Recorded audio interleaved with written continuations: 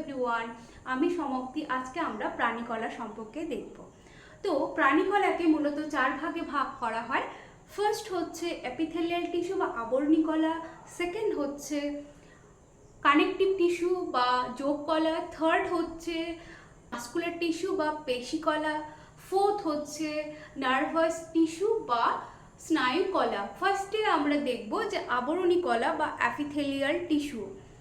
Epithelial বা আবরণী কলা, আবরণী শব্দটার মধ্য দিয়ে আমরা দেখতে পাচ্ছি যে কোনো কিছুকে আবরণ করা বা কভার করে রাখা জিনিসকেই বোঝা হচ্ছে আবরণী। সেই রকম আবরণী কলাও ঠিক একই জিনিস। আবরণী মনে হচ্ছে যে কোনো কিছুকে ঢেকে রাখবে বা আচ্ছাদিত করে রাখবে। সো আমাদের স্কিন হচ্ছে ওয়ান কাইন্ড অফ আবরণী কলা বা এপিথেলিয়াল টিস্যু দ্বারা গঠিত, এপিডার্মিস মূলত। তো এই আবরণী কলা আমাদের দেহে বিভিন্ন অংশে আমরা দেখতে পাই, যেগুলোকে কি হচ্ছে, যেটাকে আমাদেরকে কভার করে রাখে। এছাড়াও আমাদের দেহে যে অর্গেনগুলো আছে শরীরের ভেতরে, সেই অর্গেনের যে বাইরের যে লেয়ার প্রোটেকশন, সেটাও এই এপিথেলিয়াল টিস্যু দ্বারা গঠিত। চলো দেখি এপিথেলিয়াল টিস্যুতে কি বলেছে।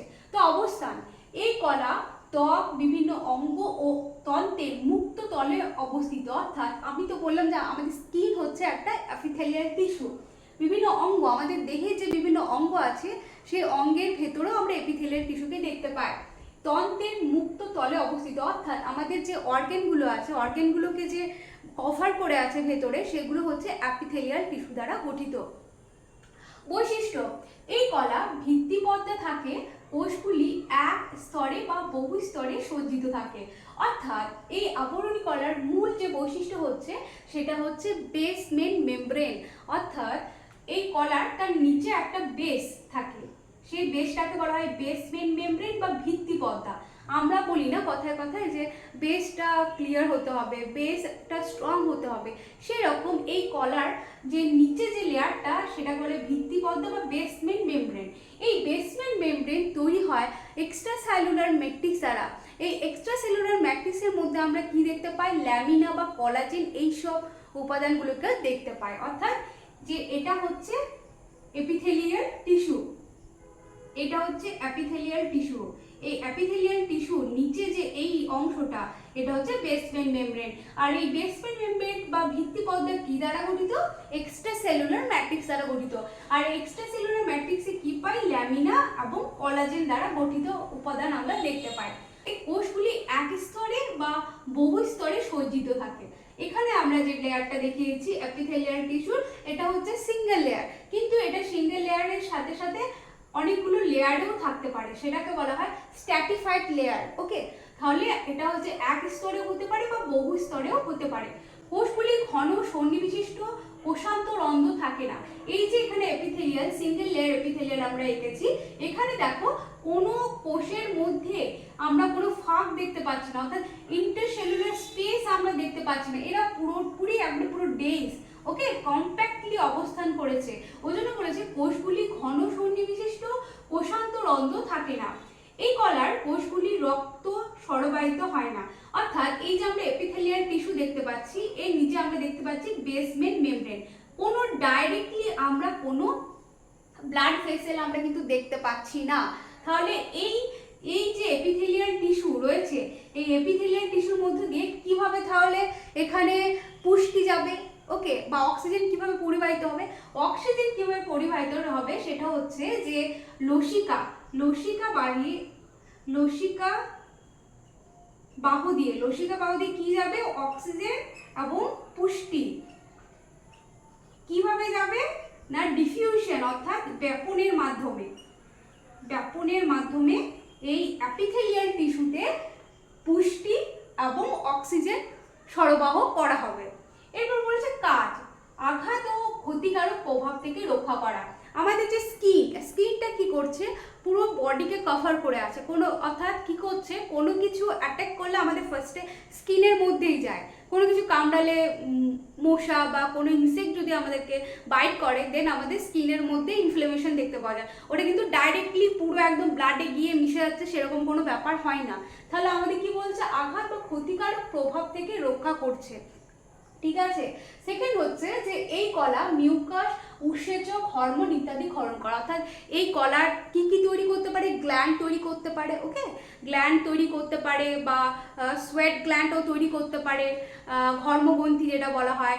তারপর যে আমরা ডাইজেস্টিভ যে গ্ল্যান্ডগুলো থাকে সেগুলোও তৈরি করতে পারে, বিভিন্ন রকমের উৎসেচক যেগুলো থেকে রিলিজ হচ্ছে, এনজাইম ক্ষরণ হয়, সেই সব গ্ল্যান্ডগুলো এই যে আবরণী কলা দ্বারা গঠিত। এছাড়া আমরা যে ফলিফিয়ান টিউব দেখতে পাই অভারিসের ক্ষেত্রে এগকে মুভমেন্ট করতে সাহায্য করে, সেই ফলিফিয়ান টিউবগুলোর মধ্যে আমরা দেখি সিলিয়েট এপিথেলিয়াল টিস্যু। ওই সিলিয়েট এপিথেলিয়াল টিস্যু এই এপিথেলিয়াল টিস্যুর আন্ডারের মধ্যেই পড়ে।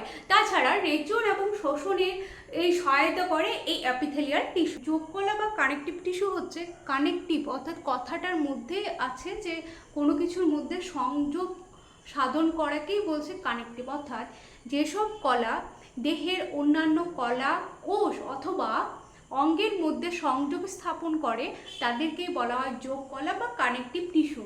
দেখবো যে অবস্থান কি বলেছে, যোগকলা দেহের প্রায় সর্বত্রই থাকে, দেহের ত্বক এবং পেশির মধ্যবর্তী স্থান, অর্থাৎ আমাদের যে স্কিন এবং মাসেলসের যে মাঝের অংশটার মধ্যে এই যোগকলা আমরা দেখতে পাই। তাছাড়াও আমাদের যে হাড় বা কার্টিলেজ, এইগুলো সবই হচ্ছে যোগকলা বা কানেকটিভ টিস্যুর এক্সাম্পল, ওকে।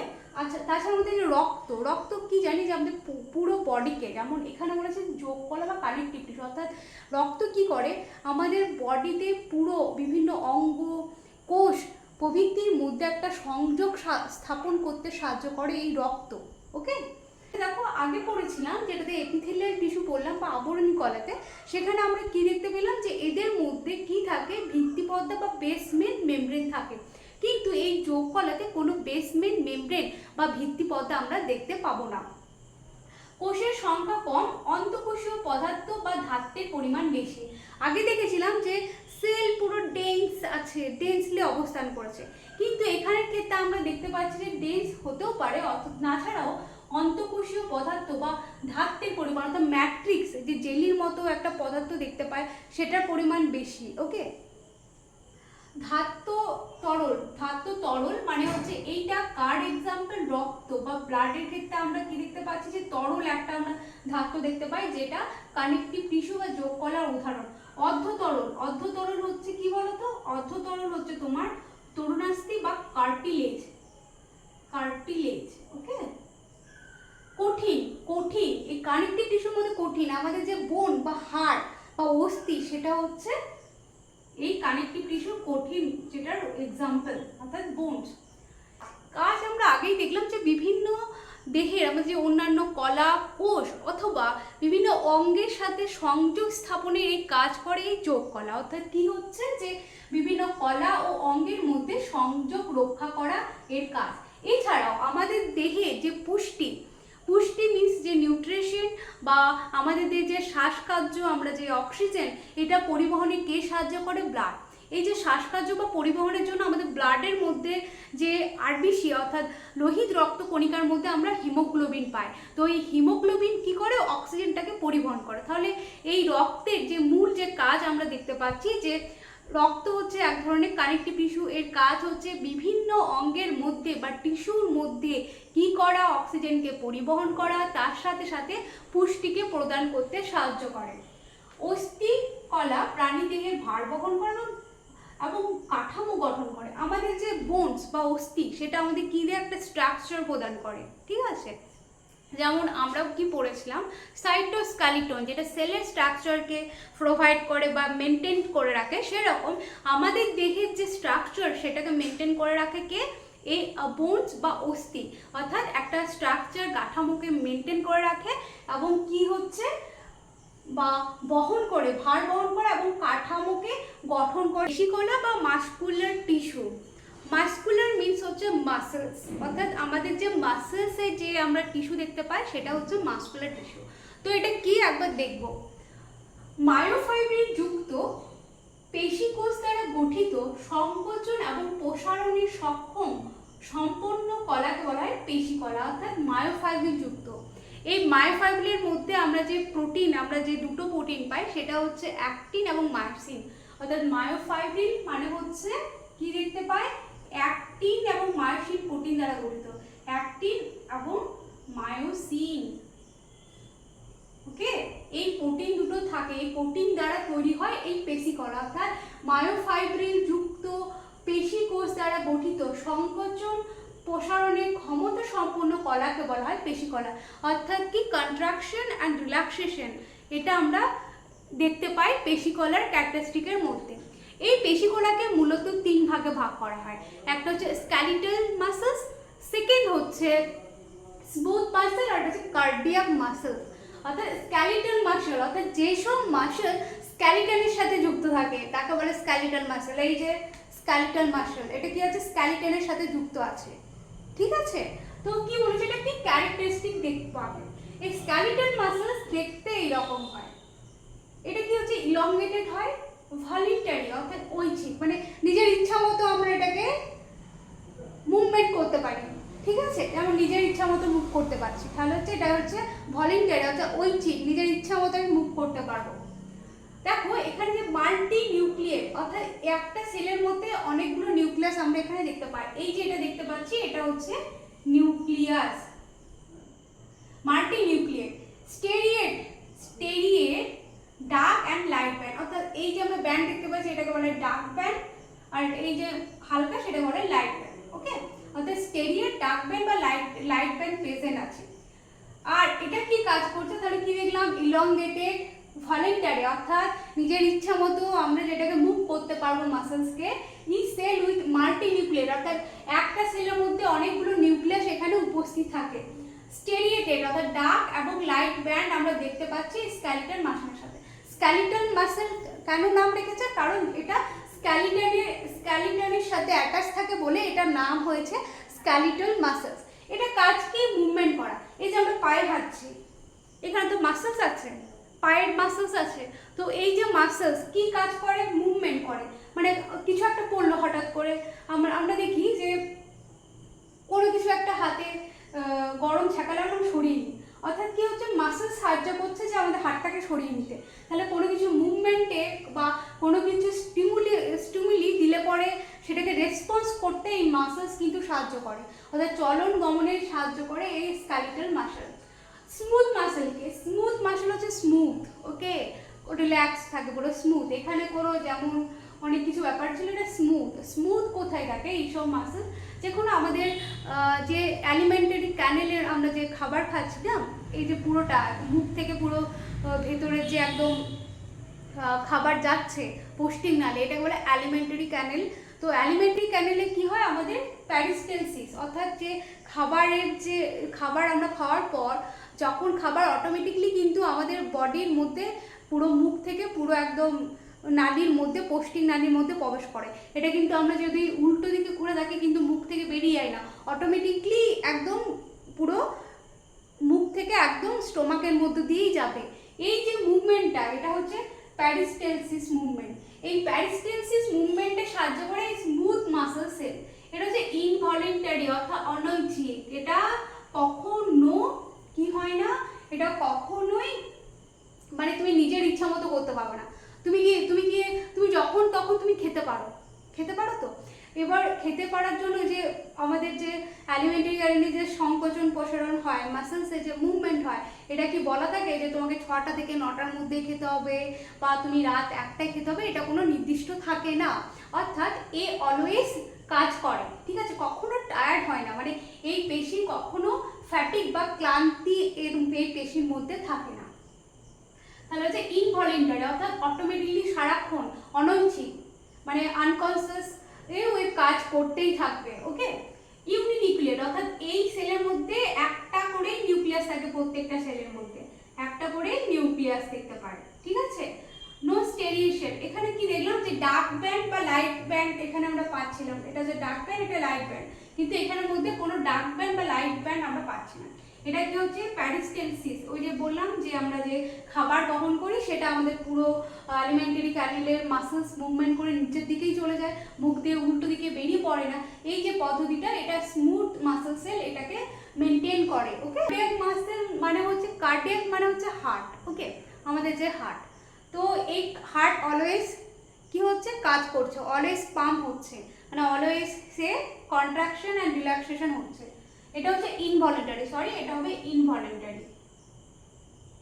ইনভলেন্টারি, অর্থাৎ এটা হচ্ছে অনৈচ্ছিক, মানে অলওয়েজ তোমার ইচ্ছা না থাকলে যে আমার ইচ্ছা নেই, আমি আমার হার্টকে পাম্প করবো না, ওরকম হয় না, ঠিক আছে।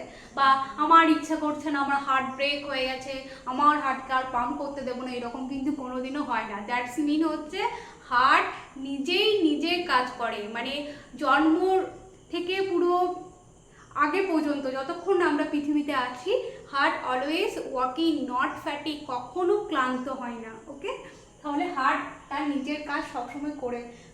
ওকে, ব্রাঞ্চ, এখানে যে আমরা দেখতে পাচ্ছি, এই দেখো ফাইবারগুলো ব্রাঞ্চ হয়েছে, ব্রাঞ্চিং দেখতে পাবো। স্টেরিয়েট মানে হচ্ছে এদের মধ্যে আমরা ডার্ক ব্যান্ড আর লাইট ব্যান্ড দেখতে পাবো। পাম্প, অর্থাৎ হার্টের কি কাজ করা, পাম্প করা। ওকে, কি পাম্পিং এর মাধ্যমে আমাদের দেহে যে রক্ত বিভিন্ন অঙ্গ এবং টিস্যু বা কলার মধ্যে প্রবেশ করে। আবার যখন CO2 যুক্ত রক্ত বেশি হয়ে যায়, আবার হার্টে যায়, হার্ট থেকে আবার ফুসফুসে যায়, ফুসফুস থেকে আবার হার্টে আসে, আবার অক্সিজেন যুক্ত রক্ত আমাদের দেহে আবার প্রেরণ করে। এটা হচ্ছে হার্টের মেইন কাজ। তাহলে আমরা এখন দেখলাম যে কার্ডিয়াক মাসল, তাহলে কার্ডিয়াক মাসল ইনভলেন্টারি, এটা ব্রাঞ্চিং দেখতে পাওয়া যায়, আর একটা সেলের এই একটাই নিউক্লিয়াস থাকবে, ইউনিনিউক্লিয়েট, অর্থাৎ each cell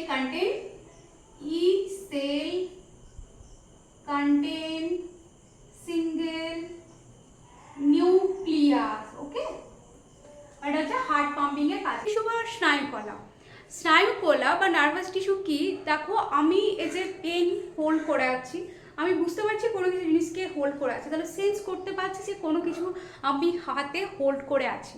বা কখনো আমাদের গরম ছ্যাঁকা লাগলে সঙ্গে সঙ্গে হাতটাকে সরিয়ে নিচ্ছি, তাহলে এই যে হাতটাকে সরিয়ে নিচ্ছি বা রেসপন্স করছি, এটা কিন্তু আমাকে ভাবতে হচ্ছে না যে গরমে আমি হাত দিলাম, হাতটা আমি সরিয়ে নেব, তা করতে হাত পুড়ে যাবে। তাহলে যে অটোমেটিকলি আমরা একটা সেন্স করতে পারছি, পুরোটাই হচ্ছে এই নিউরনের জন্য, ঠিক আছে।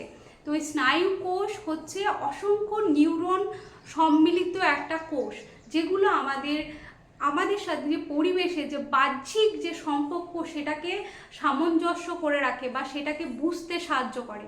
যেমন বাহ্যিক সম্পর্ক মানে কি, এখন মনে করো গরম চলছে, আমরা কিন্তু ফিল করতে পারি যে ভীষণ গরম করছে, শীতকালে ফিল করতে ভীষণ ঠান্ডা করছে, সেই যে ঠান্ডা গরম লাগার এই অনুভূতিটাও কিন্তু আমরা এই নিউরন আমাদেরকে সেন্স করতে সাহায্য করে। নিউরন কি, তাহলে কি বললাম, স্নায়ু কোষ অসংখ্য নিউরন সমন্বিত কোষ, ঠিক আছে। তো একটা নিউরন কেমন দেখতে হয়, এটা একটা নিউরন, আমরা অনেক ছোটবেলায় ছোট ক্লাস থেকে দেখে রাখি, এটা একটা নিউরন। নিউরনের মূলত তিনটি অংশ হচ্ছে দেহকোষ, অ্যাকশন এবং ডেন্ড্রন।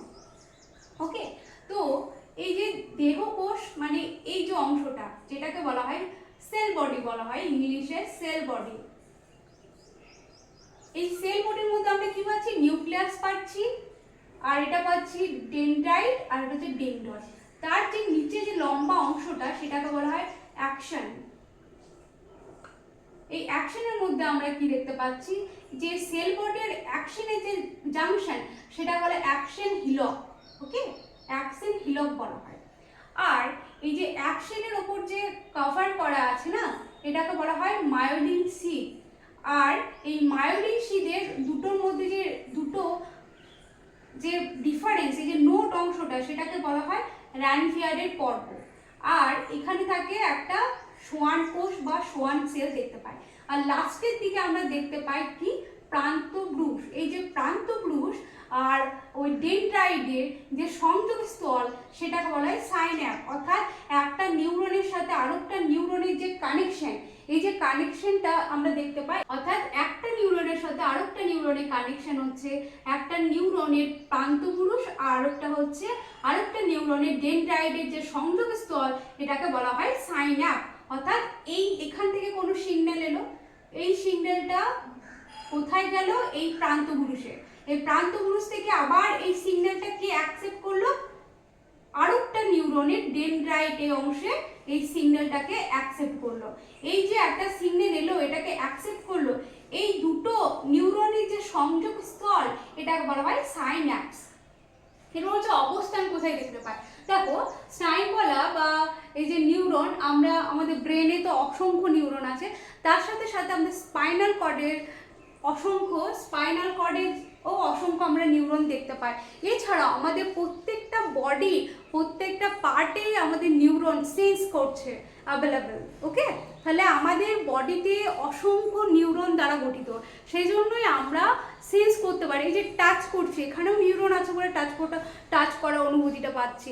বা এখানে যে আমরা কোনো কিছু, এটাতে যদি আমরা একটা কিছু বাইট করে, তো বাইটের যে আমরা রেসপন্স পাবো, বাইটের আলাদা একটা রেসপন্স আমরা বুঝতে পারবো। কোনো কিছু গরম থাকলে সেটা আলাদা রেসপন্স বুঝতে পারবো। এই যে ডিফারেন্স টাইপের যে অনুভূতি, এটা শুধু নিউরন থাকার জন্যই আমরা পেয়ে থাকি। ওকে, থ্যাংক ইউ সো মাচ।